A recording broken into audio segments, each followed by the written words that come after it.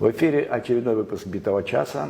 У нас сегодня очень интересная тема и очень интересный гость. Я давно пытался пригласить и заполучить такого гостя. Это Марина Барциц. Это ученый, этнолог, этнограф, фольклорист. У нее много работ по праву есть. И мы сегодня хотим поговорить об идентичности, которая была в недавнем или в давнем прошлом, сегодняшней, и что с ней может быть дальше. Идентичность личная и как нации, может в региональном смысле. Добрый день, Марина. Спасибо, что пришла. Правильно я назвал, что ты этнолог? По-обычному этнолог все правильно. Потому что есть еще этнограф, говорят, фольклорист, антрополог, по-разному говорят. Этнограф, но этнос, народ, этнограф, это опять тот, кто описывает народ, этнолог, изучающий народ. То есть этнография, это описание, изучение, оно всегда взаимосвязано. Но это вот германская, российская наука, это этнология. А сейчас уже, не сейчас уже, в англосаксонской науке это обычно антропологи, то есть те, кто изучает людей. В данном случае это будет называться антропология культуры, там, антропология обычного права, антропология, психология, культурная антропология, такая антропология, не знаю, да, там очень педагогическая антропология. То есть это все антропология. Много смежных там дисциплин есть, там и социология, да. наверное, впадает, и, там, да, социальная антропология. И право, и очень много, и у тебя очень много работ на эту тему. Вообще... Круг интересов, да, широкий работ. Наверное, не так много, к сожалению, опубликованных. Больше, да. Как говорила моя родственница одна, у нее на какую-то тему зашел разговор, она говорит, почему вы очень многим все занимаетесь? Потому что нас очень мало, и мы все штучные. И это вот как раз яркий пример вот такого, к сожалению, штучности и вообще силу нашей малости. Наша малость как... Вот мы по законам, наверное, истории такой большой, если взять, не совсем укладываемся в какую-то канву, потому что живем не совсем где-то там на отдаленном острове, который никому не интересен и так далее. Тут постоянно проходили войны, пути, торговые, интересы геополитические. И вдруг мы выжили. Как это получилось в таком количестве? Я не про сегодняшнее количество. Махаджирство и раньше тоже было менялось. Кстати, как оно было? В древности с количеством во все времена, да, по большому счету, население Земли тоже было намного меньше. Да? Оно увеличивается в прогрессии такой. Но это нас тоже не касается особо почему-то. Нас наоборот, это сейчас мы под угрозой, у нас демографическая проблема. А так были периоды, конечно, расцвета, конечно, когда, как абхазская поговорка, как говорили, было время, когда кошка по крышам домов могла бы добраться от моря до моря и так далее. Мы, абазины, почему переселялись туда? Это могло быть связано с войнами, с пандемией, там, с засухой, с какими-то проблемами и с перенаселением. Мы фактически, мы воинская культура, мы больше скотоводческая культура. Даже вот если брать слова по языку, вы увидите, что земледелие это потом уже поскольку. Терминология богатая. А для скотоводства там нужны, там территории другие нужны, альпийские луга, пастбища, земли. Если даже в советское время, даже умудрились в 60-е годы, у наших дедушек уже было там, как после Хрущева уже, до этого я не говорю, тогда этого все уничтожили. То есть могли бы там по 1000 голов коз иметь, там овец, там 300 голов. Одна семья просто могла иметь, не говоря уже там и скот, и кони и так далее, табуны. То есть были времена перенаселения. Это всегда, и всегда я все время говорю, что вот Псхо, когда мы говорим, это же целое государство в государстве Псхо, да? Это вот территория огромная, как если ехать от Псу до Сухума, вот такая огромная территория. То есть Псхо это было центром нашим и в религиозном смысле, где мы всегда собирались. То есть в трудные времена мы ближе к горам, центр был там, а когда в лучшие времена, конечно, мы распространялись, расширялись. То есть это история древнего народа, тысячелетняя история. Конечно, были времена, когда мы расширялись, когда мы уменьшались. Сегодня у нас момент немножко кризисный. Кризисы у нас, наверное, были всегда на протяжении всех этих веков, в разной степени кризисы. Но как мы выжили? Какой вот механизм выживания? То есть, если говорить так, моделировать, как в лесу, у каждого животного есть способ выживания, допустим, или растения. Вот как у такого маленького растения, как мы, достаточно хрупкого, получилось выжить вот в этом Вот в этих перипетиях исторических. Если брать географически, климатически, то есть мы можем вообще сказать, что то есть времена, мы даже знаем, что 19 век, даже в 19 веке, то есть 40 лет это была уже такая 18, то есть вы знаете, это почти старость была, если вы посмотрите по литературе, даже по Бальзаку, там, не знаю, по Пушкину и так далее. То есть, а тут люди жили 100 лет. Значит, как-то климатически, психологически, религиозно мировосприятие, образ жизни, философия, отношение к стрессам, к смерти и так далее. Что-то там было очень правильно про гигиену, не говорю, про гигиену, питание, культура лечение, питания, конечно, медицина, военная медицина. То есть, значит, все это было. Раз люди... Человеческий возраст считался 100 лет, 40 лет – это юноша, 50 лет – это дочкунов. Да? Это только сейчас ВОЗ признал 2-3 года назад. Наконец-то Европа дошла до этого уровня, когда они говорят, что 40 лет дочкунов. А у нас это была норма, середина жизни. 70 лет ты становился общественным деятелем таким и так далее. Алабащану Удыркос. Право голоса Да. такого. Это то, что касается, вот как вообще мы жили, умудрялись жить, иметь и даже получить ген долгожителя. Ну, это, формулу гармонии какой-то да, нашли. из природы, из природы. И почему это связано с географией, с природой тоже? Вот у Пола Гарп Лапсатабзих от незабвенно недавно ушедшая, прекрасные труды. Она, кстати, говорила о том, что уже ученые доказали, чтобы народ имел вот этот ген, получил долгожительство, его не должно быть слишком много, чтобы выработать этот ген. Но он должен долго жить, тысячелетия, 1, 2, 3, то есть тысячелетиями жить на одном месте. То есть мы в этом месте жили тысячелетия в одном месте. Корневая система. Да, при этом почему там ген долгожительства, чтобы выработался? Посмотрите, как мы жестко, четко, мы всегда знали генеалогию, какие у нас серьезные запреты кровосмесительства. То есть это считается высшим преступлением, отслеживают 7 поколений. 7 поколений надо было знать, мужчине, по крайней мере. Тем более маленькая нация, это насколько сложно. Ну, 7 поколений, а они откуда знали, что на самом деле на 8 поколении уже ничего общего нет с тем 8 предком. То есть заканчивается общее. Про генетику знали Все предки. прекрасно получилось. Ну, это не только абхазские народы, Да. там многие древние Ну, в народы Японии знали. пример тот же. Он давно живет А там. что, у якутов 7 поколений, то есть у многих народов они знали, что вот это 7 поколений, это почему абхазов 7 поколений проклятий. 7 поколений, одна судьба, одни там болезнь, болячки и так далее. Ну, 7 святых, То у есть, нас много с этой цифрой, кстати, да, такое ну, 7. связано. А теперь по поводу, вот вы очень правильно вы сказали, по поводу вот географии, места, как мы здесь, как мы жили, какой образ жизни, чтобы мы смогли так жить.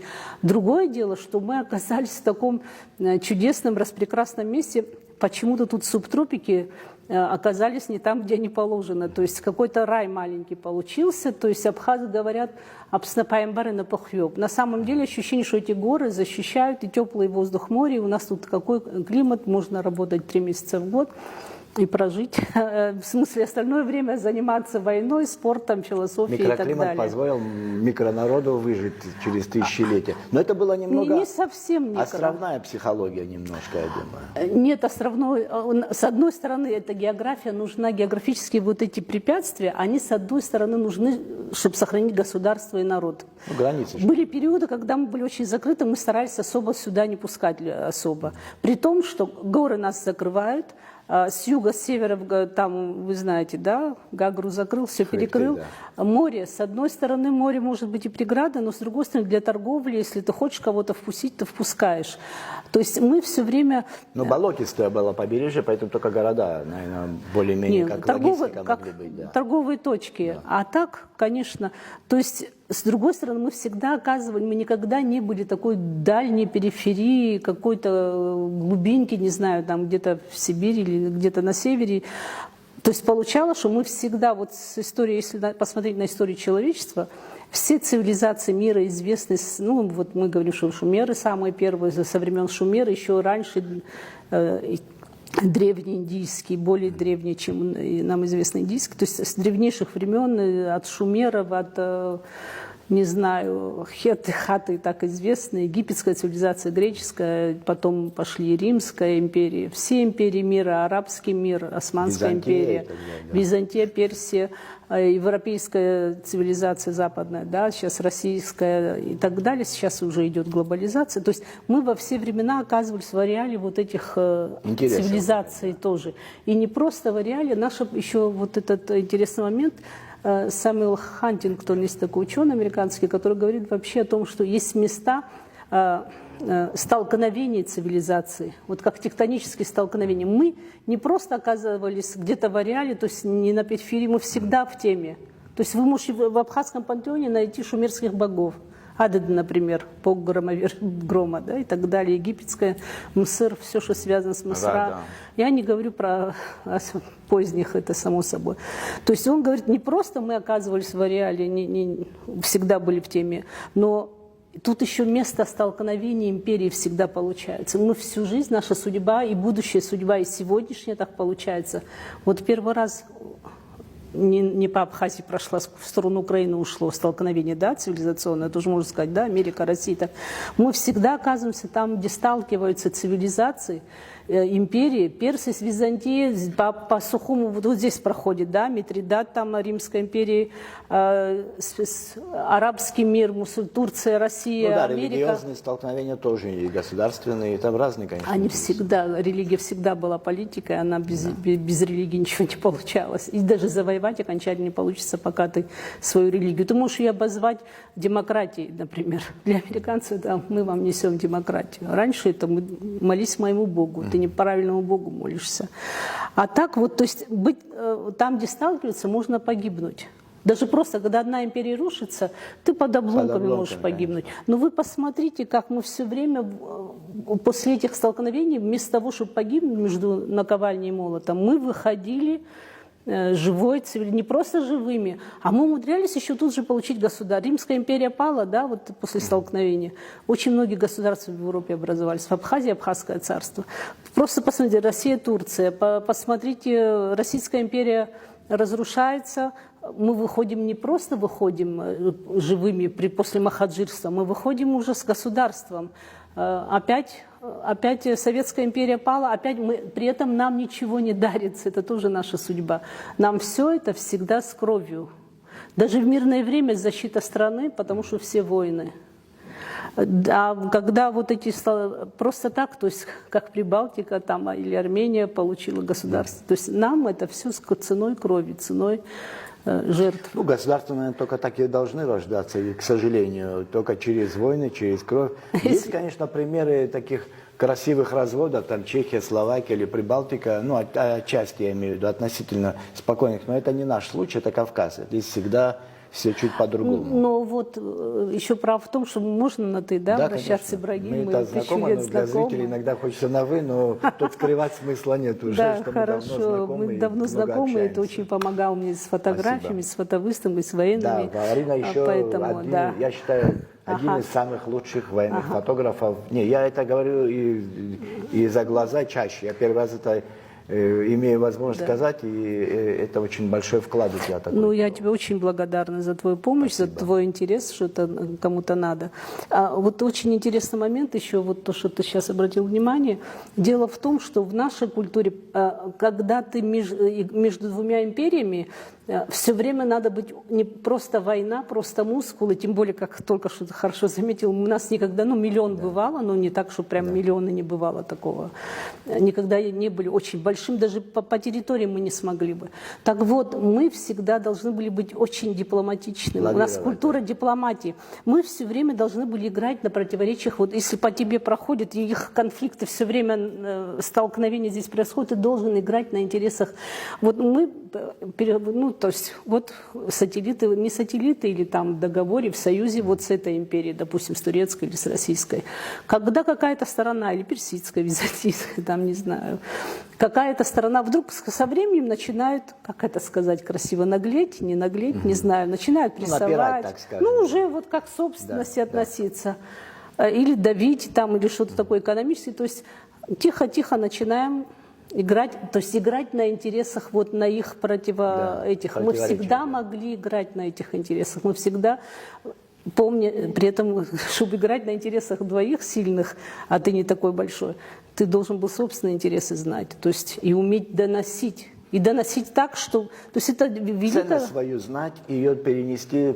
Это была главной доминантой, может, такой паттерн главный был для нации, перенести следующему поколению, дать возможность выжить. Но не всегда же, вот махаджирство же, это как раз, может, неудачный опыт такого лавирования был, или как это вообще произошло? Нет, с махаджирством вопрос, по большому счету, ну что мы говорим лавирование? Мы же нормально ее историю, спасибо историкам нашим, спасибо даже спасибо Станиславу Лакобу, что он про Асланбея вот это сумел реабилитировать его. Вы представляете, мы в эти сказки верим. Да.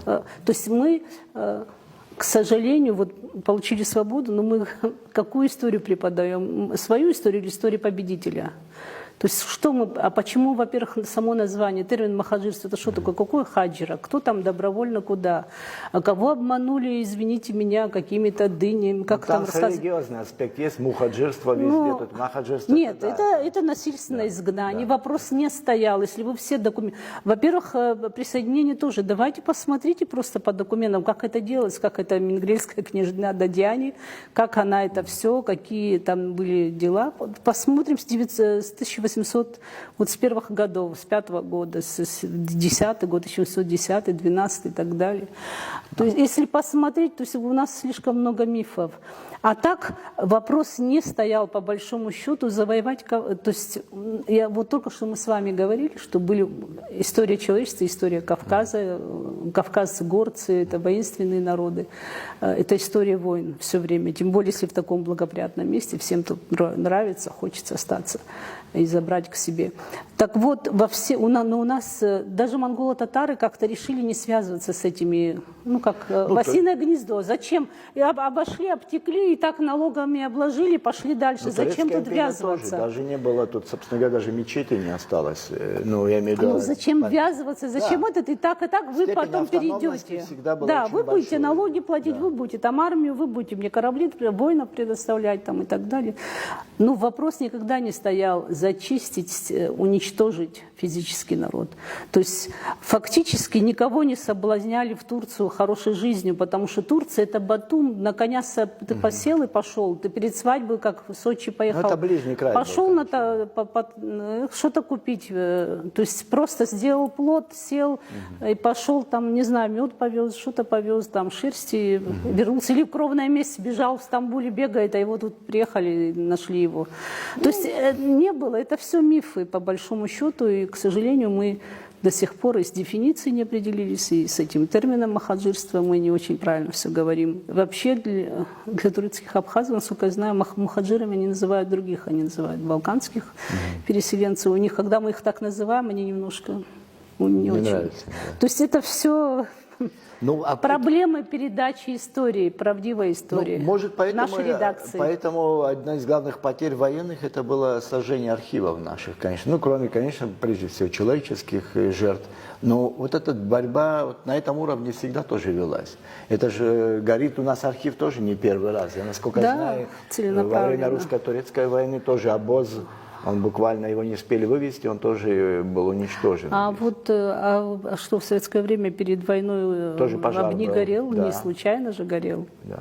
Но у нас же вот какой-то сейчас период был тоже, с войны, когда очень сложно было. И заниматься наукой сложно было, я думаю, больше, чем ты, я не могу это сказать и прочувствовать.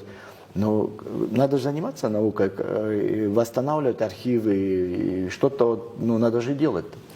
Очень давно, когда были первые дискуссии об идеологии, мне очень понравилось, еще, по-моему, 90-е годы, Бурамбумба сразу хорошо сказал. В 90-е годы же мы все время, идеология, вот сейчас надо выжить. Идеология выжить, накормить людей в интернате, сироты, инвалиды, накормить. И вот это, к сожалению, вот эта идеология затянулась настолько, что 30-40 лет, и не просто выжить, а вот каждый как может, да спасайтесь сами. Да? Потом хотя стали наедаться кое-кто, потом переедаться сейчас, а про идеологию уже и не вспоминают особо сильно. А не понимаю, что рухнет все это будет на глиняных колосах. Вот вернемся если к Махаджирству без корней. вернуться, это же вот если взять новейшую историю, так скажем, она не совсем новейшая, но она как-то близко прилегает к новейшей истории, которая имеет прямые последствия сегодня. Да, новая история, которая имеет последствия и на сегодняшний, и на завтрашний день. Как нам избежать вообще повторения вот, похожей ситуации, когда нация... Ну, я даже, вот помните, период там, начала 2000-х, вот, даже вот и в наших беседах, и в дискуссиях, у нас внутреннее махаджирство, даже такой термин возник, потому что очень возник момент, когда сложно было себя идентифицировать, ну, мне, например, с властью, которая пришла, допустим, в Абхазии. И я понимал, что это к чему приводит, и, к сожалению, и это мы обсуждали, многие страхи наши стали реальностью. То есть как историю сделать нам такой наукой, которая нам поможет выстроить настоящее и какой-то ориентир на будущее дать. Глобальный вопрос, я Какой понимаю. глобальный вопрос? Поэтому, по-моему, научной конференции надо готовить. То есть название чудесное, прекрасное. Да. Спасибо за идею. Я думаю, кто-то в Академии это услышит.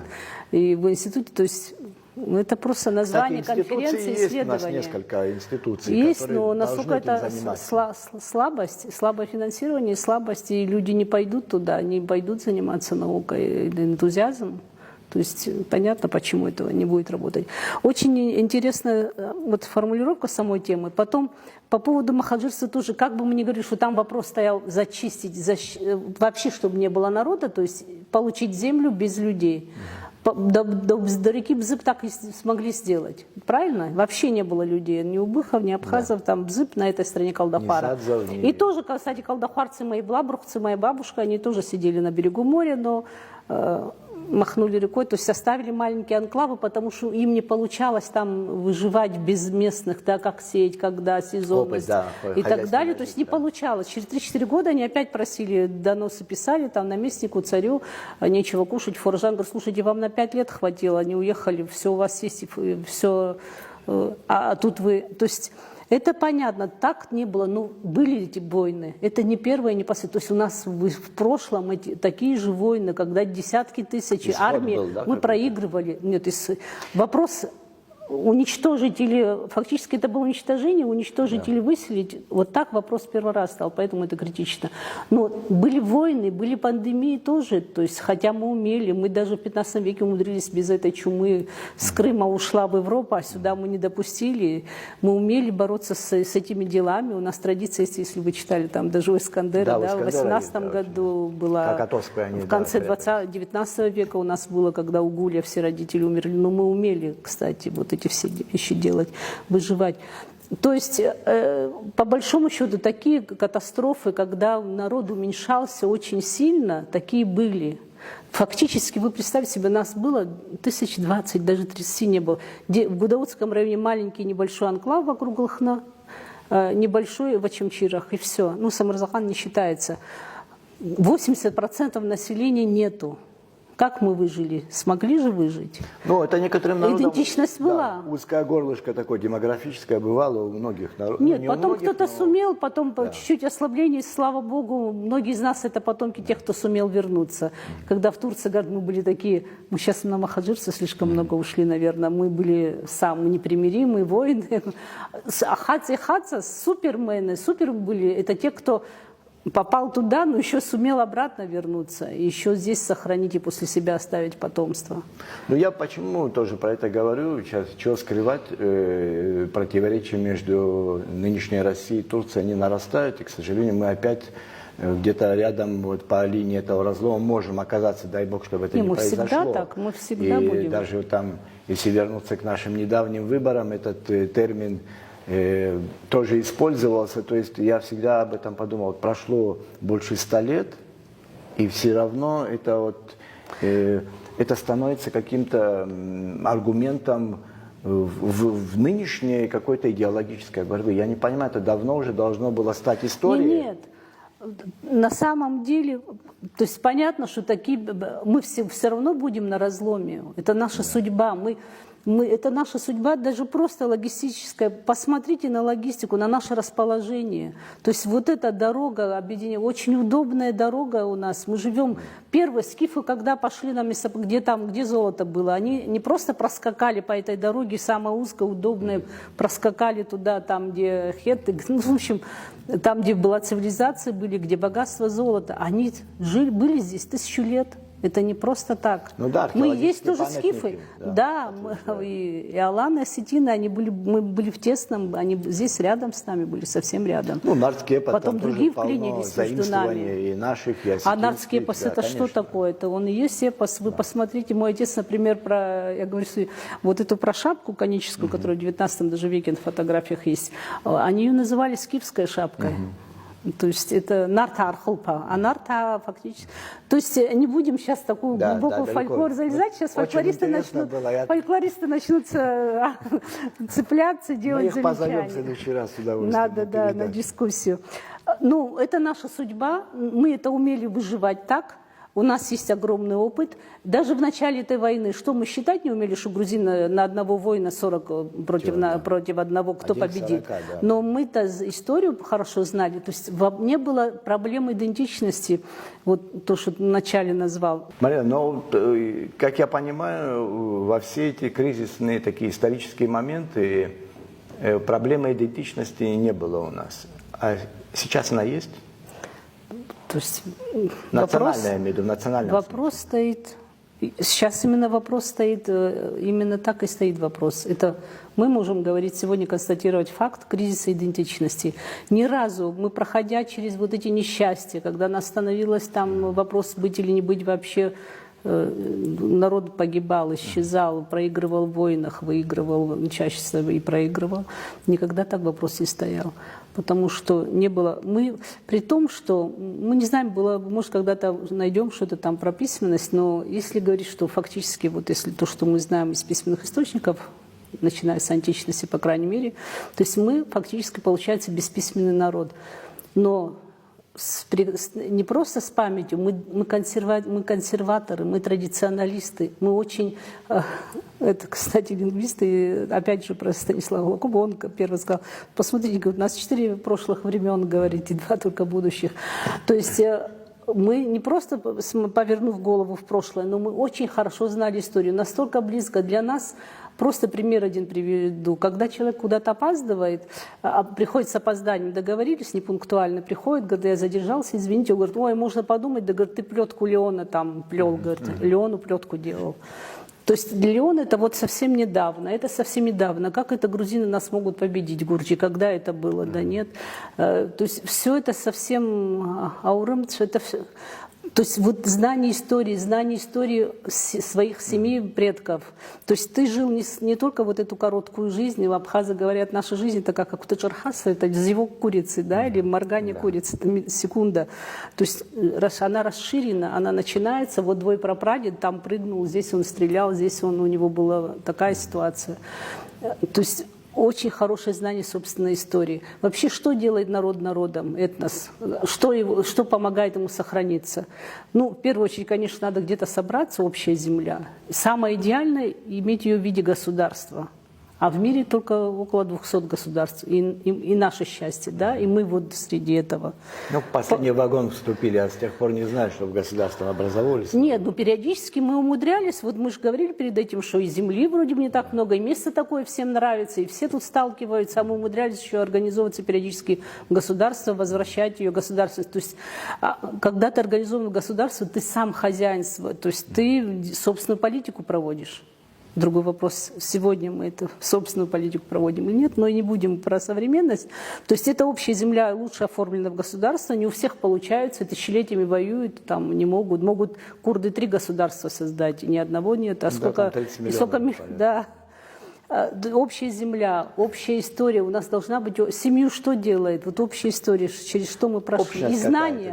Да. Общность языка. Нет, религиозная. А как можно без языка? Как, не имея общего языка, не говорить на одном языке и не понимать друг друга. То есть это общность нормальная. Культурная общность, то есть знание.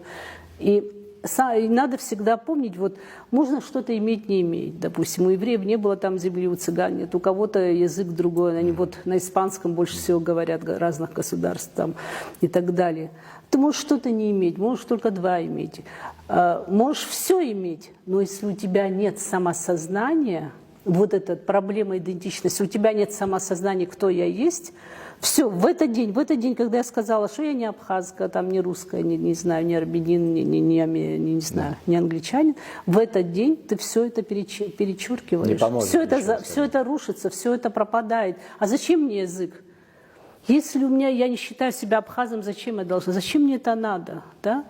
Сегодня мы не с той стороны, мы типа что-то заставляем, нам надо больше думать об идеологии. То есть вот это самосознание, это самое главное звено, за которое потом ты и землю захочешь. Ты поймешь, что без земли не получится, а лучше и государство сделать свободное. Ну, экономика, естественно, как базис, и потом все остальное должно быть. Экономика это совсем уже другое. Я имею в виду в каком смысле экономика? Чтобы выжить самодостаточным, да, чтобы быть. Для государства должна быть своя экономика. Нет, она должна быть нельзя. Как ты можешь быть свободным, независимым, еще государство иметь, если ты не можешь, то есть, чтобы защитить себя, надо ресурсы иметь, чтобы жить, выжить, ресурсы. Я, чтобы актуальным совсем еще наш разговор еще более актуальным сделать, скажу, вот пример этого года, когда мы все поставили на туризм, и он не совсем получается, как положено. И это будет кризис очень большой экономический, потому что у нас нет альтернативы, нет.